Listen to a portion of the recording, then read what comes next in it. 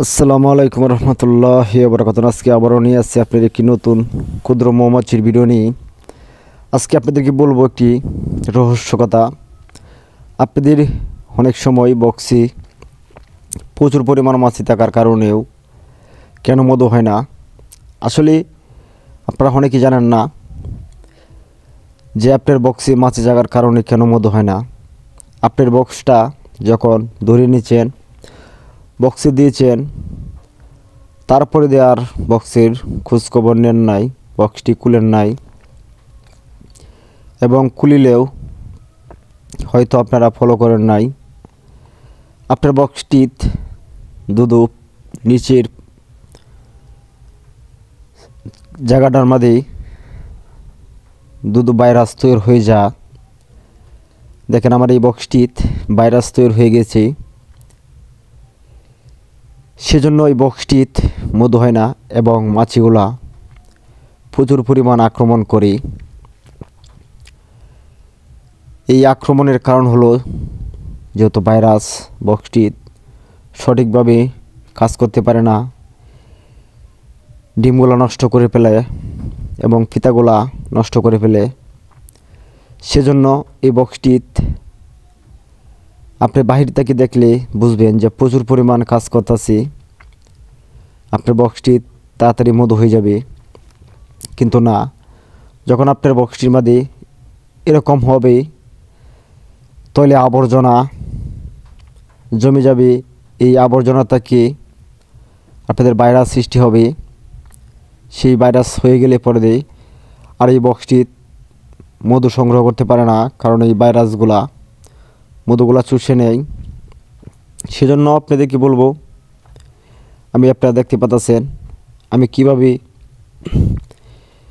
তলের যে পাটাটা এটা কিভাবে পরিষ্কার করে দিয়েছি। এভাবে আপনারাও পরিষ্কার করে দিবেন। পরিষ্কার পরে দিয়ে আপনারা দেখতে পারবেন যে আপনার মৌমাছিগুলা শান্ত হয়ে যাবে। হয়তো একদিন দুই দিন পরেই শান্ত হয়ে যাবে এবং মৌমাছিগুলো আপনাকে কামড়াবে না এবং মধুগুলো খুবই সুন্দর করে আবার জমাইতে শুরু করে দিবে। এই মৌমাছির বক্সটি আমাদের এলাকারই এক ভাইয়ের। এই মৌমাছির বক্সের প্রথম পর্বে আপনারা দেখতে পারবেন কিছু সংখ্যা মধু সঞ্চয় করেছি এবং আপনারা অবশ্যই বুঝতে পারতেছেন এই মৌমাছির বক্সটি ফ্রেমগুলা সঠিকভাবে তৈরি করে নাই। ফ্রেমগুলা উল্টাভাবে, এই উল্টাভাবের কারণেও আপনার বক্সে মধু সংগ্রহ করতে, মৌমাছি রাখতে সমস্যা হয় এবং মৌমাছি কাজ করতে সমস্যা হয়। তাই আপনাদেরকে বলবো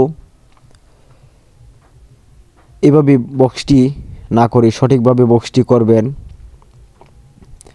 আপনাদেরকে দেখাইতে দেখেন ফ্রেমগুলা মূলত খালি হয়ে রয়েছে এবং মধুর সংখ্যাগুলা একেবারে নাই বলেই চলে।